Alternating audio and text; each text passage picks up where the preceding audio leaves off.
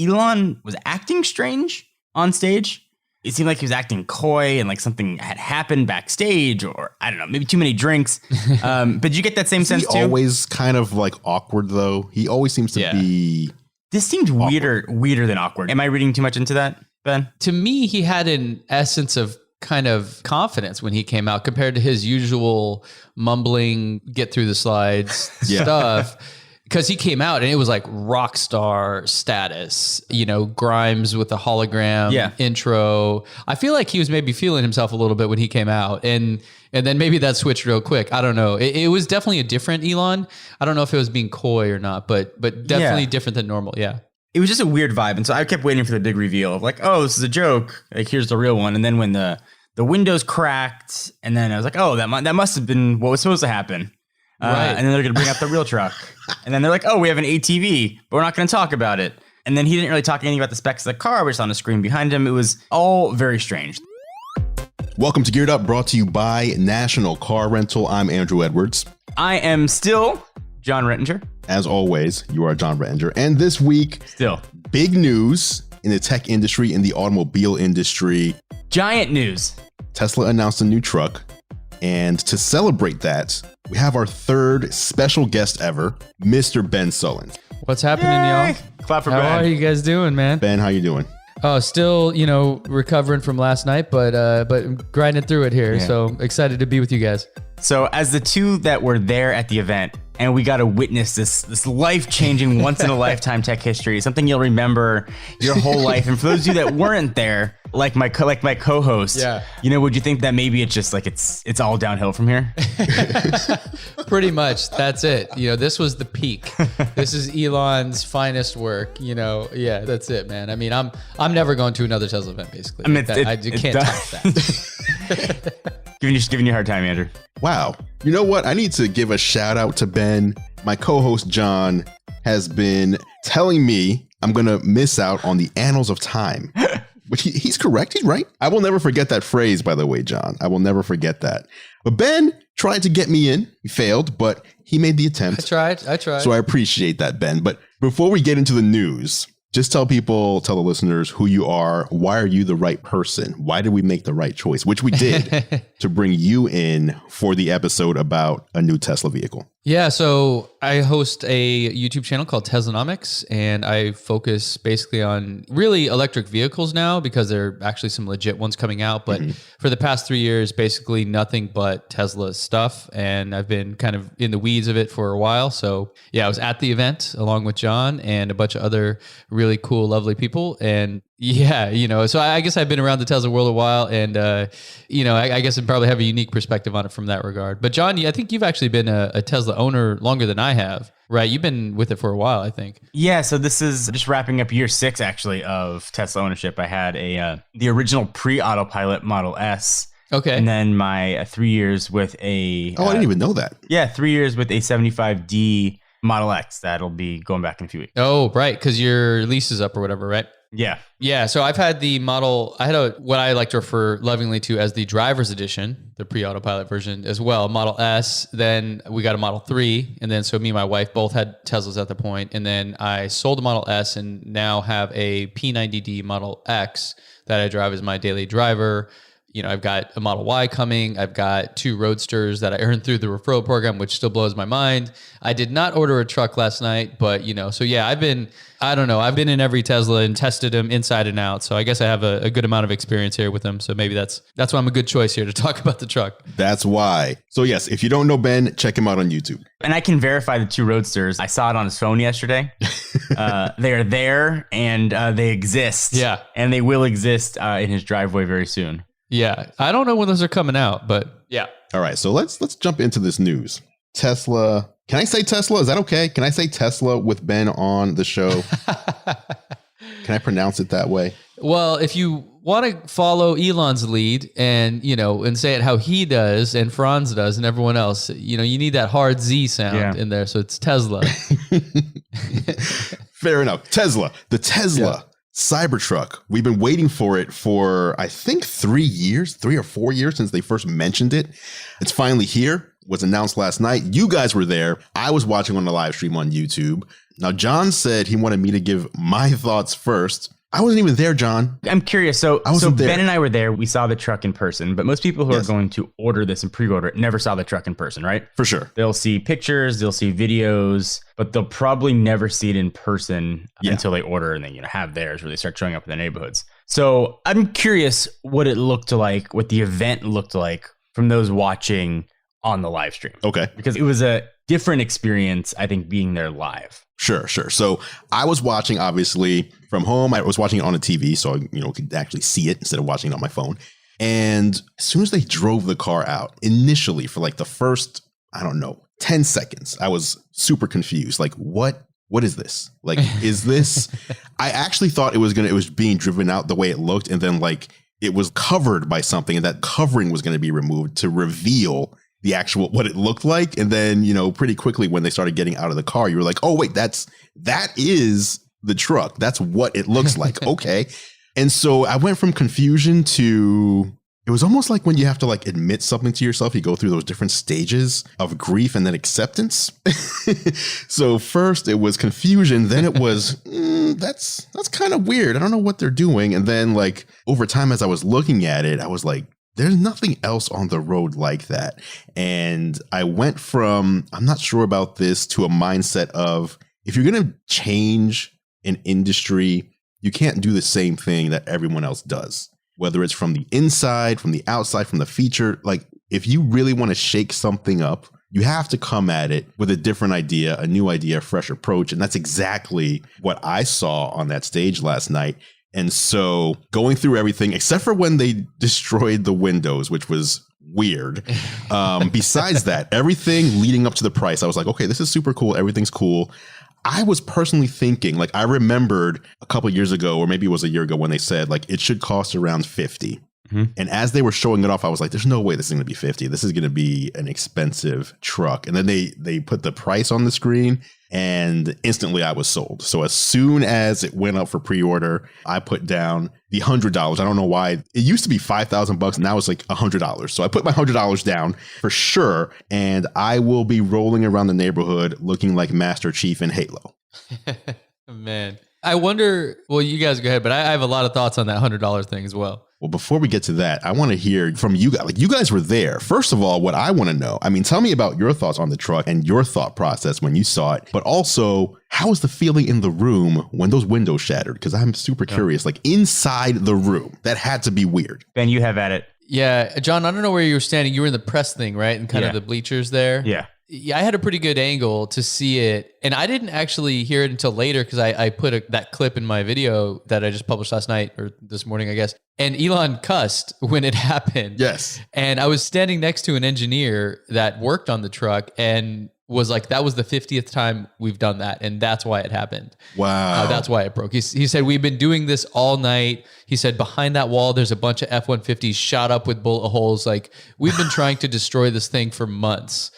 And it just happened that was it. And then if you caught it, Franz, it was like, oh, let's try the back window too.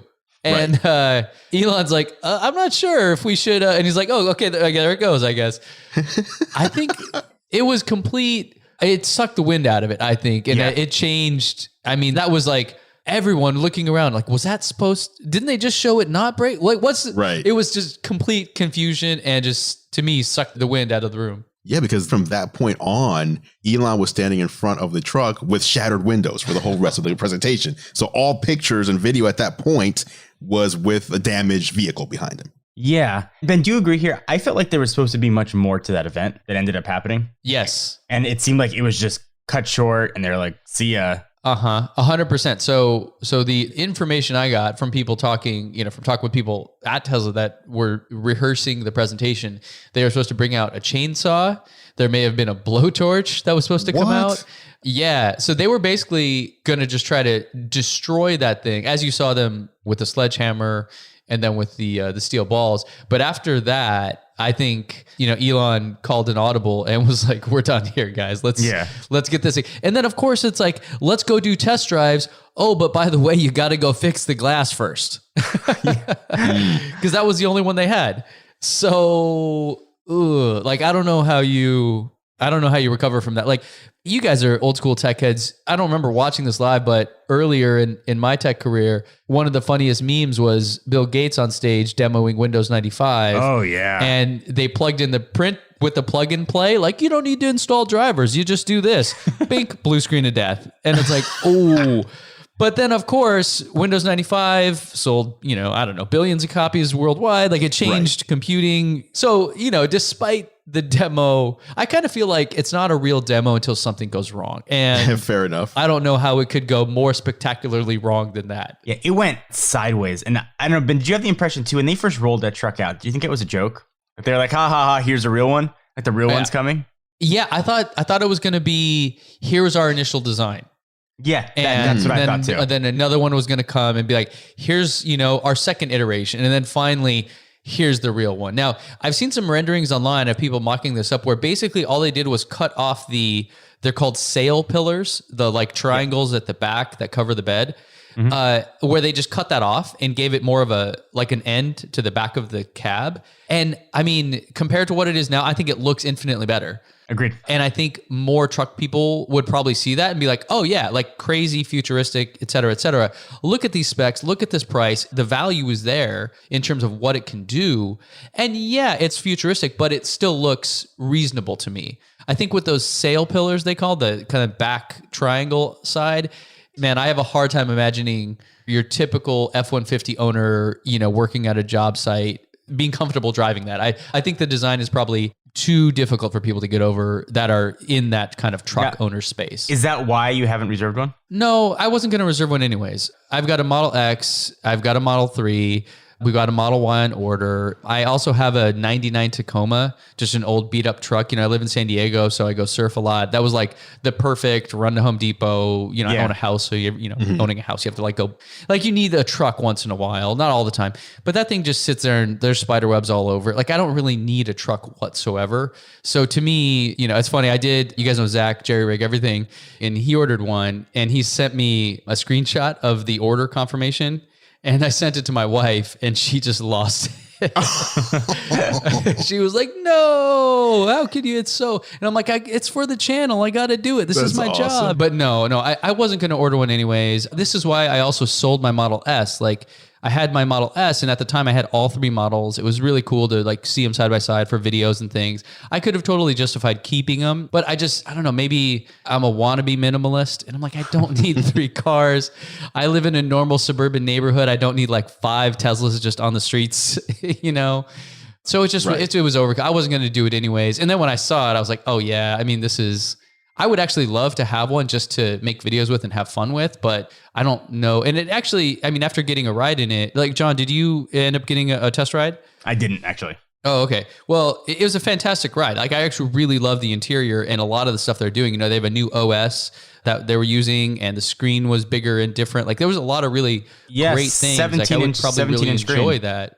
Yeah, 17-inch landscape mode, kind of like the Model 3, but bigger. Why did it have a Roadster steering wheel? That seems odd to me. Yes, it does. I don't know. Maybe they'll change that before it actually comes to production. I hope they will. But yeah, point being, it just wasn't right. And so as much as I would love to have one, I didn't order one. Now, someone who did order one, I mentioned earlier, I ordered one once it was over. But John, you ordered one too. Yeah. So I'm going to apologize in advance here. I have a lot of thoughts. So I'm going to feel free to jump in and interrupt me here. We want to hear them. Before you give your thoughts, okay, let me just take our commercial break. All right. And then when we come back, it'll be John has the floor. How about that? And it's controversial. So there's your tease. Tease to stick around. There's the teaser. All right. Yes. So we'll be right back with Geared Up with John's controversial thoughts on the Tesla Cybertruck. Welcome back to Geared Up, brought to you by National Car Rental. I'm Andrew Edwards, and it is now time for the National Car Rental Story of the Week. As you know, Geared Up is sponsored by National Car Rental. And if you don't know, I also do a show with National Car Rental on YouTube called Technically Speaking, where I bring you the latest, my picks for the best tech for business travel. Whether you're business traveling or even whether you're going for leisure travel, there's a lot of tech out there that can make your travel more efficient or even more fun. You can check these episodes out at the nationalcar.com control center or go to youtube.com/nationalcarrent. The latest tech puts you in the driver's seat. National Car Rental's Emerald Club will keep you there.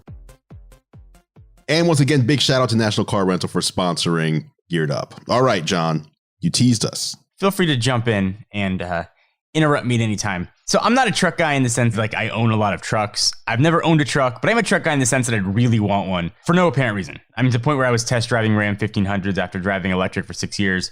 And my wife told me if I bought a gas guzzling truck, she's going to send me to therapy to see what was going on and what was wrong in my life. So I was obviously very excited for the Tesla truck. In fact, my next car, the Model 3, I'm doing a 2-year lease on, so I could time it pretty close to the release of what the Tesla truck was going to be, and then when the Rivian presumably is mass produced and the F-150 is out. So I'm very truck focused here. When they rolled this thing out, I thought it was a joke. It looked like a joke. It didn't seem like it was the real truck. And then Elon was acting strange on stage. It seemed like he was acting coy and like something had happened backstage, or I don't know, maybe too many drinks. But did you get that same sense too? Always kind of like awkward though. He always seems to be. This seemed weirder than awkward. Am I reading too much into that, Ben? To me, he had an essence of kind of confidence when he came out compared to his usual mumbling, get through the slides stuff. Because he came out and it was like rock star status, you know, Grimes with the hologram intro. I feel like he was maybe feeling himself a little bit when he came out. And then maybe that switched real quick. I don't know. It was definitely a different Elon. I don't know if it was being coy or not, but definitely different than normal. Yeah.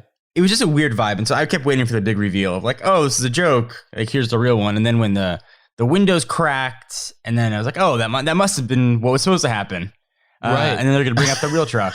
And then they're like, oh, we have an ATV, but we're not going to talk about it. And then he didn't really talk anything about the specs of the car, which is on the screen behind him. It was all very strange. The design is very weird. And this is sort of where my controversial part comes in. So as a bit of background for folks that are new to the show, the number one selling car in America for 35 years running is a Ford F-150.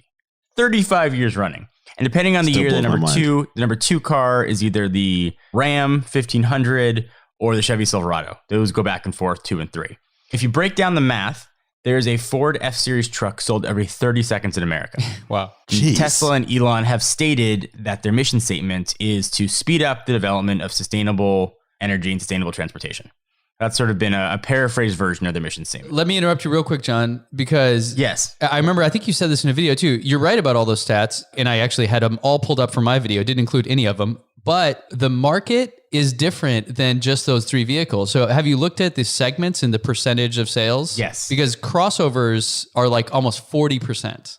Correct. And pickups are like 17% overall. Correct. So it's kind of like the individual vehicles sell a ton, like over 900,000 F-Series Fords. But overall, people buy more crossovers, like more than double they do pickups. But pickups are still a big American thing. Absolutely. The point was to show the demand for a truck is there. Sure.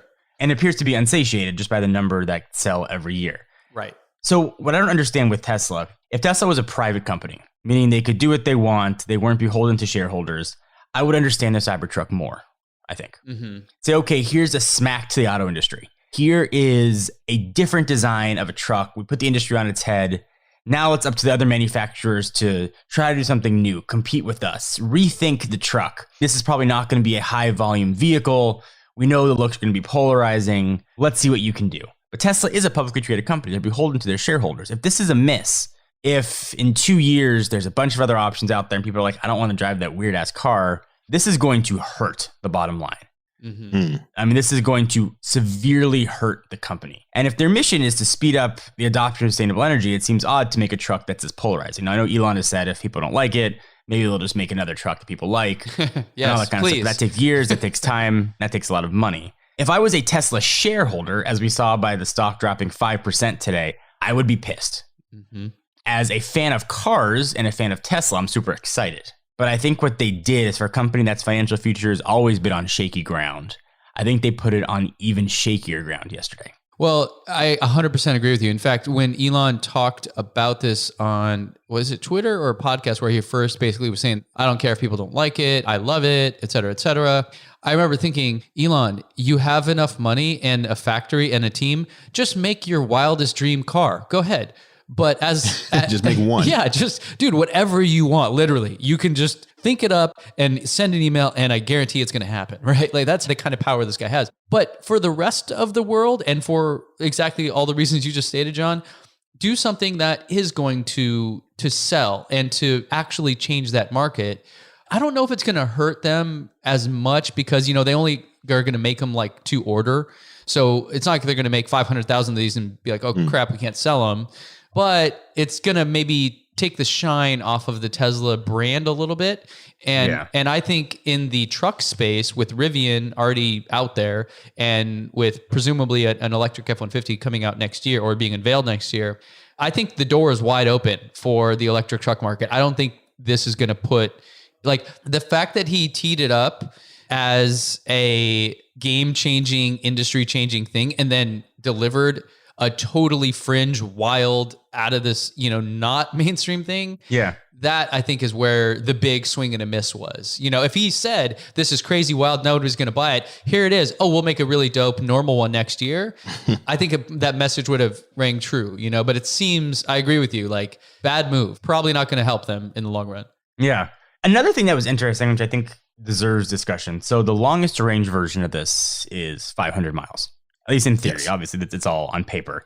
We don't know the battery capacity or anything here at all. But if we're looking at ranges, and the smallest range is 250, and this car is clearly made of stainless steel and obviously much heavier than Tesla's current flock of cars. We can probably agree that that's true, correct? Mm-hmm. Yeah, 100%. So that pack in that 250-mile car has to be at minimum. That car that starts at $39,900 has to be at minimum 100 kilowatt hour pack, correct? Yeah, I would agree with that. So correct me if I'm wrong, but the current cheapest way to get a 100 kilowatt hour pack is a Model S at I believe $80,000. Mm-hmm. That's right. So I think what this is showing in 2 years' time, they've gotten the price per kilowatt hour way down. Yes. We can expect either severely discounted or less expensive same size packs or same priced, much, much, much larger packs here. Yeah. Which I think is pretty exciting for the next few years of Tesla. I think is where the real advantage is going to be when the competitors start coming out with their cars. Mm-hmm. Yeah, 100%. And there's another angle that may also, because we don't know the details on that, right? Because the presentation got cut short. But the other thing I've been hearing and talking with people about is that possibly the Maxwell acquisition that Tesla just completed recently, one of the products Maxwell was working on was a dry electrode battery. And in theory, this battery would fit essentially in the same cylindrical cells, like the same size of cell, but weigh half as much. Interesting. Wow. So imagine if your battery pack just weighed half as much, it had the same energy, you maybe don't need a 100 kilowatt hour pack. Sure. But I think it's probably all these things working in unison where it's getting cheaper for them to do it. Maybe they're getting access to more lithium resources or something. They have Maxwell now, maybe some of the advancements that they're doing there. Tesla's relationship with Panasonic is kind of up in the air, and they hired a team of people to start working on their own battery cells. Yeah. So I think that there's probably like a nexus of several different things all pointed in that direction, right? Kind of like how hard drives got exponentially bigger and files also got smaller at the same time. It was like unlimited storage all of a sudden, right? So I wonder if it's probably a lot of things. Yeah. Is that technology for Maxwell? That's different technology than solid state, correct? Correct. Yeah. A dry electrode is not a solid state battery. Solid state is still out there, and ironically, John B. Goodenough, the guy that invented the lithium ion battery at 97 years old, is the one that is still pushing forward here and may have something that would work. I mean, the reason we don't have it is because developing a battery that sits inside of a lab and does what it's supposed to do is one thing. Putting it into a car that gets into a wreck at 80 miles per hour is a different thing. Yes. So, mass market producing it's just like, it's a different animal to try to bring something to market than just to make it technically possible. So I think solid state will come, but I don't think that's where Tesla's at right now. Agree. And Benson, Henrik Fisker's been saying every car he's been showing us for the past 3 years is solid state and 400 miles and recharge in less than a second. Yeah. But that was a very good explanation of solid state. I was actually unaware of sort of what was behind that technology. Yeah, and they haven't officially announced those things, right? But this is from talking with people in the industry. And in fact, Maxwell's a San Diego company, so I've met people that have worked there in the past. And there's, a lot of rumors, a lot of conjecture, but basically when you see a lot of clues and signs pointing in the same direction, it gives you a hint that something like that is probably in the works. So, yeah. So we'll see. I would not be shocked at the battery investor day, whenever that happens, because they announced that a while ago on Twitter, that we'll probably get some major stuff. And that will be another ground shaking moment thing. So, and I think that actually would lead better to the future of Tesla. I have all this other theory on where Tesla should go versus where they are kind of currently pointed in. Did you think there was going to be a one more thing? They were going to reveal the Plaid Model S or show a redesigned interior for the S and the X, sort of as Q4 is sort of winding up and then down. I was expecting that personally, and that was just based on hope. Yeah, no, same thing. And yeah, standing with the guys that I knew that were working on the presentation, I'm like, am I going to see a Model S today? They're like, no, you're not. I'm like, ugh. But they did say, okay, so to that point, this is a tri-motor design with 500 miles of range. We've not... I mean, the Roadster is reportedly getting that. So, yeah, this car's way heavier than the Roadster is. So, where's the Model S going to be? You know, in between, when it gets its tri-motor design, it's going to be 500 miles of range, maybe. I mean, maybe more. I don't know, like between 5 and 6. Yeah. So, I'm really looking forward to that. When that comes out, I am ordering that immediately. In fact, if they had unveiled that, I would have ordered it right then and there. Yeah, I would have too. I mean, and I would have just foregone my 3, and then that would have been my car. Can I ask a question to you guys? Because you guys are both tech heads and you know this stuff because you've been in it for so long, real quick. For sure. And I chatted with Marquez about this recently as well, but he's, much younger. so you guys, I appreciate, we're all kind of been around tech for a long time. Do you remember Qualcomm actually made phones? Yes. Right? There was a time when they were making phones as the guys pushing cell phones. Now that's a joke, right? Like I think a lot of young people out there, people that maybe like tech products don't even know who Qualcomm is, right? Like we all do. That's true. Yeah. You know what I mean? But like the general public probably doesn't even know who they are. But some of their stuff is in probably 90+% of smartphones in the world. Yeah. Like some insane percentage, right? What if Tesla goes this route? What if Tesla, because delivering and servicing and just being a car company is a different skill than building powertrains and motors and battery packs. Oh, and by the way, being a software company making an OS to power this whole thing. So I wonder if Tesla maybe evolves a little bit, kind of how Qualcomm did, or maybe Google does, how they make the Pixel and that's a phone, but it's not for everyone, but they make Android and there's thousands of probably different Android models out there. Right. So I wonder, what do you guys think? Is that a good path for Tesla? I mean, less throwing of balls at the window and more just batteries and goodness? I guess I would say yes, that would be a better move in my opinion, but it always seems like, and I think Elon even mentioned this one time, it seems like everything that all of the companies that he works on, whether it's Tesla, whether it's the Boring Company, all of it points to Mars. All of it points to, we're basically beta testing everything here on Earth. We're making cool products, we're selling cool stuff, but this is all with one goal in mind. And when you look at the truck, I think that he even said afterwards, this is the official truck of Mars. It's going to be a pressurized version for Mars. Everything that he does, electricity, boring tunnels, all that, SpaceX obviously is to help us become an interplanetary species. And so I think what you just talked about would be great for a typical company here on Earth, but for a company that's trying to get us to Mars, I think he's more on the right path there as long as they don't run out of money. I kind of stand in the middle. I think if you want to say what's the easiest path to financial sustainability, then I think what you described is the easiest way forward to financial success. I don't think that's Tesla's goal. I think if you were to say where do they deviate or go different, I think an acquisition probably would make more sense. But I don't think what you described, Tesla selling powertrains, is that far-fetched either. I think they could still sell the powertrains and also still make the cars or license out. Their patents are obviously widely available. If they're going to stand behind their mission of sort of speeding up the adoption of sustainable mobility, then letting other manufacturers sort of use those powertrains, and I think more importantly, use their software, could be significant. And that's where we've seen other companies lag behind. We've seen electric cars by Jaguar and Audi, and they always do a couple things really well, like a Tesla, and then they're behind on one thing, and usually it's software. Right. So if you can see a car manufacturer that could sort of take that over, I think it would make a lot of sense. I think your point is very well taken. I think it would definitely be a lot easier path for them. I think they would I mean, it would be $1 trillion company probably within a matter of a decade. Yeah, and the way I look at it, in the past week, I've got to drive the Porsche Taycan for a day. I got to ride in the Mach-E, and obviously I'm driving Tesla every day, so I've had a good sense of like kind of the most recent ones. And I mean, what people really struggle with, software is one. Ford, actually, I was kind of impressed with the UI. I mean, I wouldn't say it was great, but for Ford, I was really impressed. But the batteries, like look at the Mercedes EQC, look at the Audi e-tron, look at the Jaguar I-Pace. Obviously, they make great cars and they know how to make really fine finishings and stuff like that. But the range and the power, I mean, it's not even a 2012 Model S. And so I'm just going, man, let Mercedes, let Audi, let Volkswagen do that. No one has a gigafactory. You're the only guys with this giant gigafactory. And yeah, go ahead and make the cars and, push those limits, like show what's possible. I think, that's the Google analogy, right? The Pixel has its quirks and you guys are obviously more versed in that than I am. It's not for everyone, but it shows like some really unique, cool things about them. Mm-hmm. And maybe that inspires, Samsung to take some lessons for that, or OnePlus or whomever.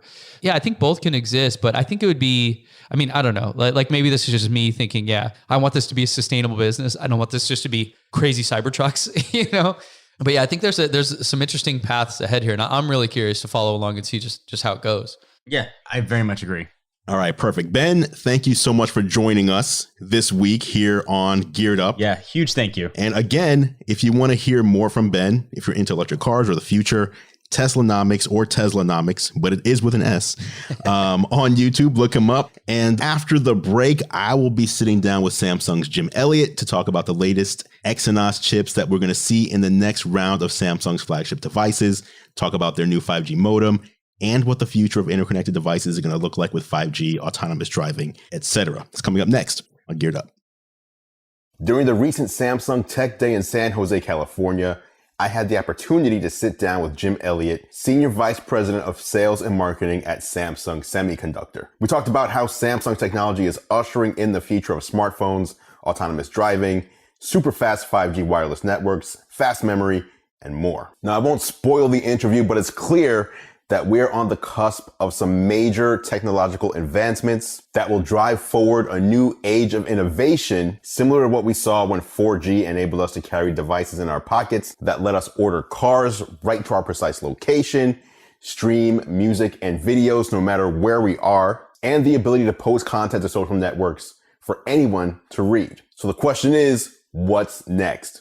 Here's my interview with Jim Elliott to answer that question. What's going on, guys? Andru Edwards here at Samsung Tech Day 2019 with the man right here, Jim Elliott. How are you doing? Hey, I'm doing great. Thank you. Thanks for coming. This is fantastic. A lot of excitement here in the air. Powering innovation, as it says on your shirt. Yes. Before we get started talking about what Tech Day is and all the announcements, could you tell people who you are? Who is Jim Elliott? So I run memory sales and marketing here at DSA in North America. So I have North America responsibilities for all of our memory products, sales and marketing. So really excited to be hosting our Tech Day 2019 this year. Awesome. All right, so as we said, big day for Samsung. Tell me about some of the bigger announcements, the more exciting things that have gone down here today. So we've got about a handful of announcements we're going to be covering today that I'll talk about our theme today, which is around powering innovation. Okay. So we have a couple on the DRAM side of the fence, a couple on the NAND side of the fence, and a couple things around SSD as well. And it's all about what we can do to continue to allow our customers and the overall technology industry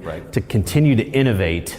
So all these tech gadgets that the rest of us all take for granted can continue to evolve and improve. So it was a few years ago that people said 4 gigabytes and even 6 gigabytes were overkill for smartphones. And today we're seeing that handheld devices are more than capable of putting extra RAM to good use.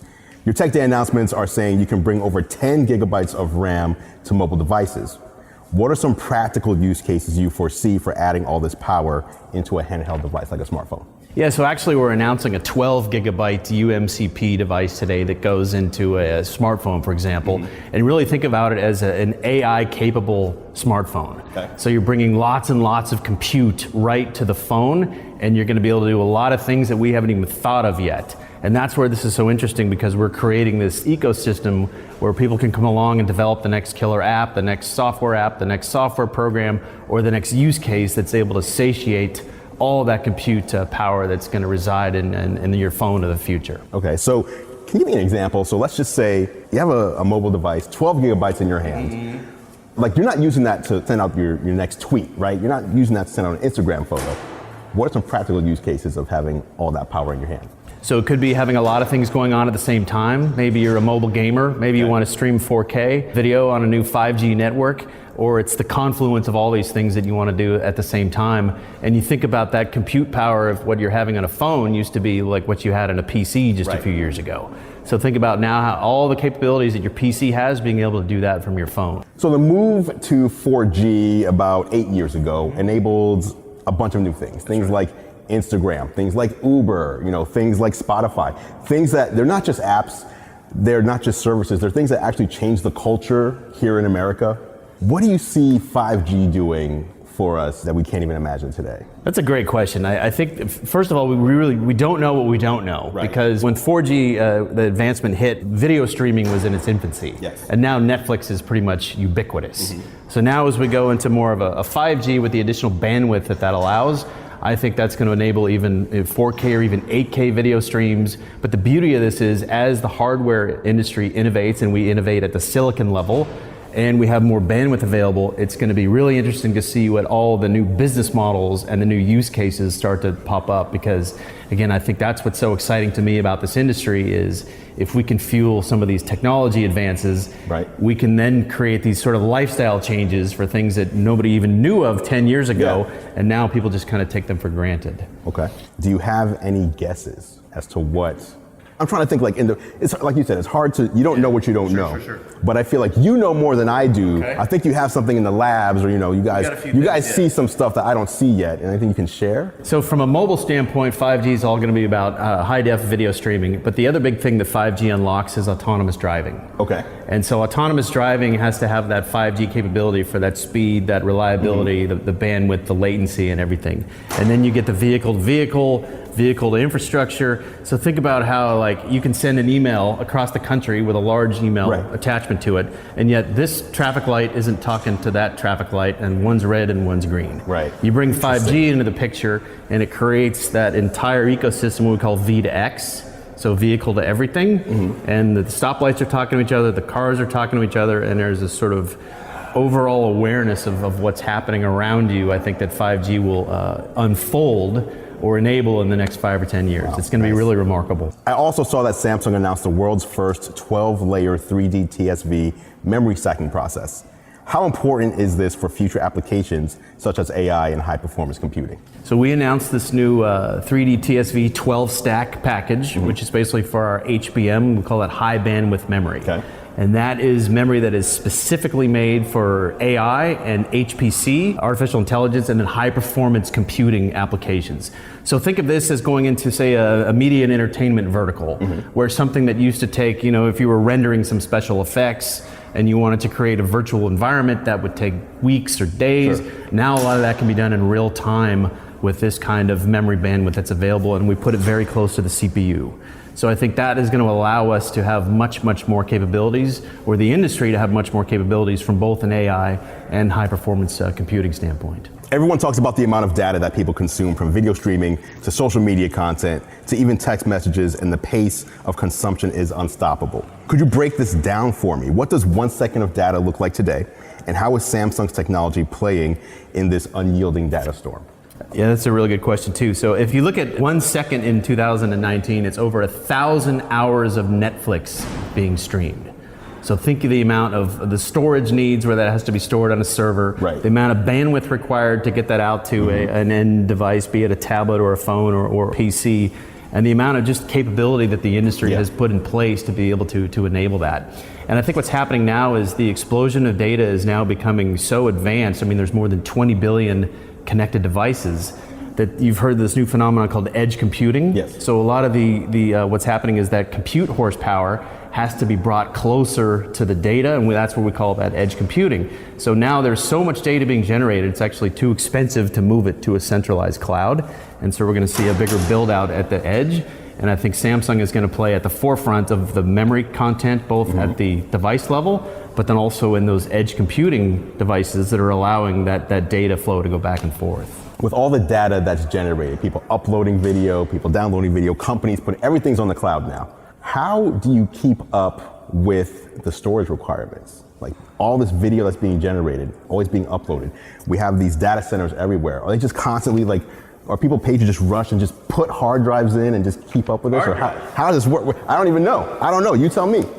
So that's a great question. So again, in the data center area, or just in storage in general, there's a couple different areas. So there's what we call a hot data area.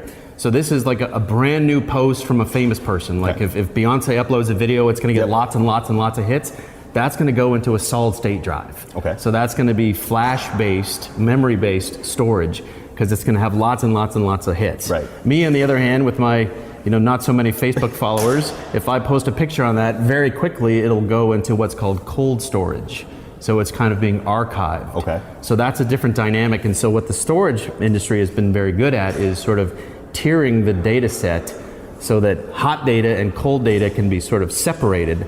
The hot data can be monetized because it's happening in real time, and you can sort of tune products or advertisements based on people's location and what they're doing. Whereas cold data is more for archival purposes. But ultimately, everything that's in hot data today potentially can migrate to cold data in the future. Let's switch topics and talk about artificial intelligence. We've already seen tremendous applications for AI, even using it to help make better beer. What's Samsung doing to drive innovation and take AI to the next level? So a lot of the products we make are very central to AI because AI requires a lot of compute, a lot of horsepower there. And so I think some of the innovations that we're going to be talking about today on the DRAM side in terms of more capacity, more bandwidth, some of the innovations we're going to be talking about on the HBM or high bandwidth memory side in terms of having greater stacks is going to enable even more uses for AI in the future. Everything we're talking about today points to a more integrated future where devices are smarter, they can talk to each other, and even make decisions based on data. 5G, artificial intelligence, and smaller, more powerful chips all coming together, which is kind of the point of this event here, right? That's my wrap up. Hold on, give me a glimpse into the future of everyday life for the average consumer once all of this matures in a few years. What does the day look like? I got you. It's really interesting. If you think about where the intelligence of the devices that we all use and take for granted every day, I think over time they're going to get better and better and better at predicting what you need and giving you those suggestions or ideas even before you know what you need. So for example, it's the stoplight example. It's the when you pull your car up into the driveway, the lights come on. You don't even have to think about that stuff. All your preferences are saved. Everything is context based. So the ads are going to be relevant to you based on where you are, what your preferences are, what your personal history is. I think there's going to be much more, I would say, customization down to the individual level. And you think about 5G, I mean, you're talking about location specific to within 1 meter. Wow. So everything's going to know where everything else is, and I think everything is just going to fit and then hopefully make our everyday lives much more convenient and smoother. Obviously, when it comes to a lot of what we've discussed today, lots of companies are looking to innovate in this space in their own way. A lot of them in different individual areas. Samsung is kind of innovating across the board, right? How would you say Samsung is differentiating the market with its approach? Really the fundamental area that Samsung has been able to differentiate ourselves within the semiconductor and especially in the memory space is number one is technology leadership. We're always the first to market with a new technology, be it the greatest capacity of a new SSD or solid state drive or the fastest DRAM or the most amount of stacks for HBM or high bandwidth memory. And the second front to that is the breadth of product. We really have an unparalleled breadth of product for every single vertical, every single application. We have a memory solution that is really custom tuned and custom designed for each of those.